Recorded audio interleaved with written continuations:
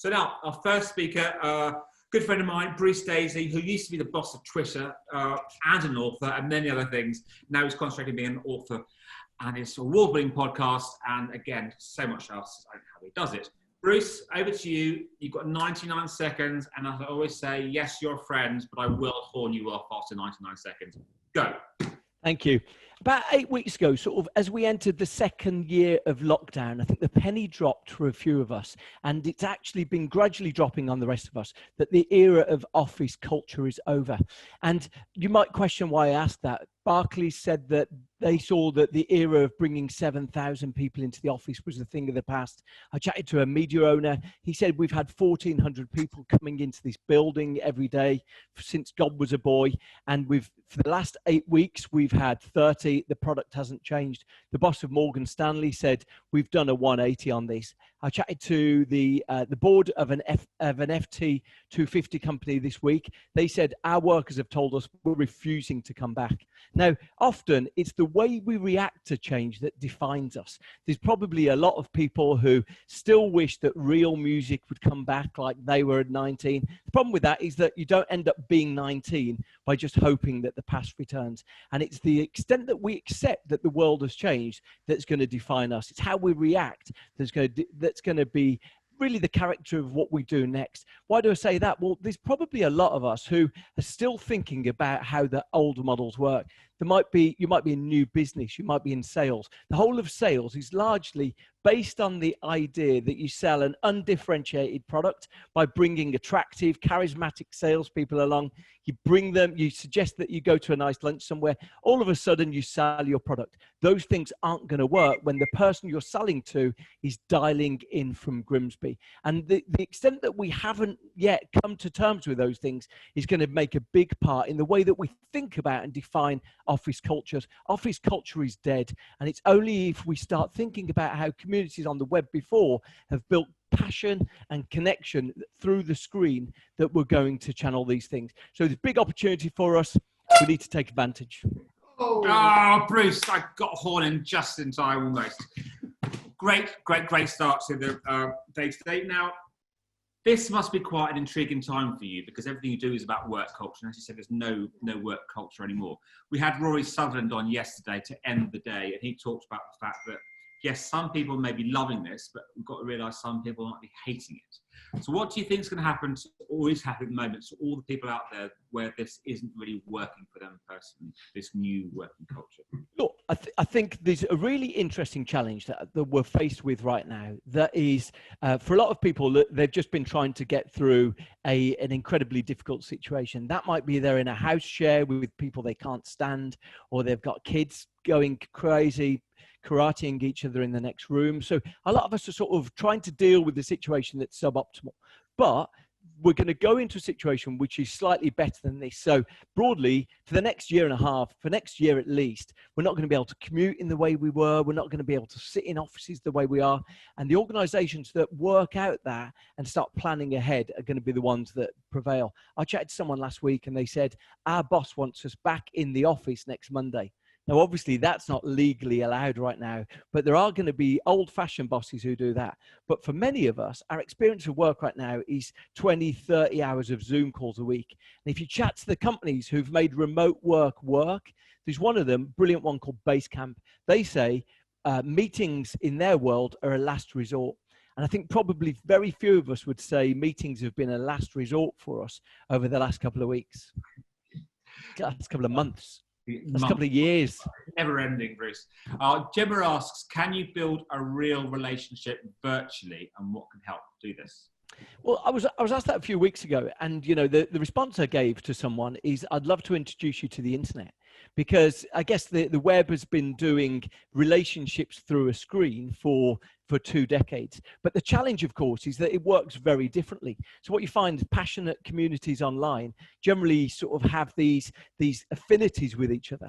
And often in a workplace, we don't have the same personal connection. We don't have the affinities. We don't have the same passions. I think an interesting model for us to think about is how those communities of interest actually sustain their relationship. One of the companies that does remote is a company called Automatic. They build WordPress. And they say the old relationship of work is you spend 11 months a year in the office and 1 month a year away from the office. Their relationship is very different. You spend 11 months a year remote, 1 month a year, normally split up like a week, a quarter, together with colleagues. So I think you can, but you need to use those moments of connection in a far more intentional, a far more energizing way.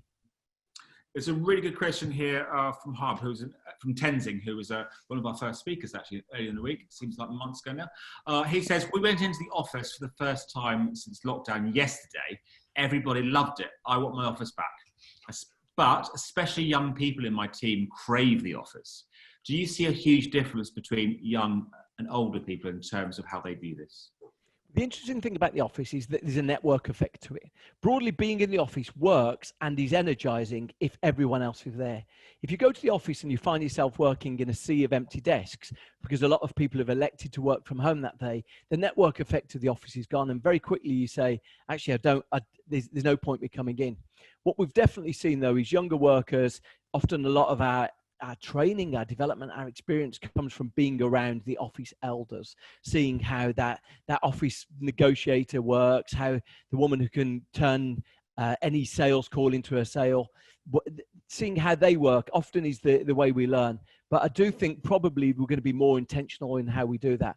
Officers will say, okay, what we're going to do is going to have people coming in on Tuesdays for this team, Wednesdays for this team. And I suspect the balance of workspace will look very different. You know, if there's one strong bit of advice I've got, almost every company I've spoken to over the last 2 months has said, we're going to shift and have less space. We're going to have less office space. So right now, I would say that there's going to be a lot of commercial real estate available on the market in the end of the next year. What do you think in your book? There's several things that sort of come together, such as talk about the sludge when people say, half day is it when people leave early, or the Victorian Millowner sort of view of the world. So these ingrained sort of attitudes at work that stop flexible working. Do you think, what's happened to those, do you think? What's this going to do to that sort of? Yeah, I mean, look, you know, and they're still out there. Lord Sugar tweeted yesterday, you know, I don't agree with remote work. Everyone just will stay in bed sleeping all day. So there's no doubt there's loads of people there. I remember chatting to someone right at the start of lockdown, and he said, broadly, when there's inexperienced managers who maybe don't have personal commitments that they need to do, either family or sort of relatives they need to look after, they were lacking the empathy about how to make this work. And I think, you know, that broadly there is going to be a split there. A lot of younger workers, look, just don't have the facilities at home. They love the ability to do these things, but almost universally, people have said, I am really benefit from getting up an hour later every day. I'm enjoying not being crushed on the central line on my commute into town. So whether we like it or not, something has fundamentally changed. That network effect of the office will be reduced if not everyone's there. If you can't swing by and see the boss, if you can't bump into someone from a different department, the way that the office gets its mojo will be lost. And so I think the companies that really think about that, I was on a call this week with an organization that's hired 40 people during lockdown. Unbelievable. I mean, most of us haven't turned our attention to what hiring looks like right now. They've hired 40 people. They said they kicked off one call last week with everyone saying how tall they were. Because all we've seen is these tiny little digital avatars in our screens for the last 3 months. And they had no idea how tall their colleagues were. So really interesting. A lot of the things we're not even considering right now. What does hiring look like when you don't meet people? What does collaborating with other teams look like when you don't meet people? I think the organizations who think about that. So I mentioned sales along the way. You know, so much of sales is getting in front of someone. So it's recency. It's about being the last person that they saw, and charm. A lot of those things don't work. If the people that you're selling to allow everyone to work from everywhere, why? Because it's incredibly cheap, then you're not going to be able to impose yourself. So then any organization that's relied on charm, that's relied on those relationships, needs to think, right, how do I create these magical moments of connection? Do I create mini events, mini programs, more video content?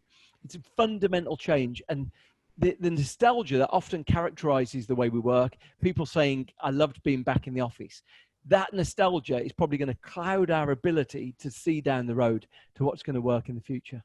Well, I'm back in the office now, and I do sort of love it, but it's a bit weird. But Bruce, I'm moving on. Thank you so much. Lovely to see you again. Hope to see you in the real world very soon.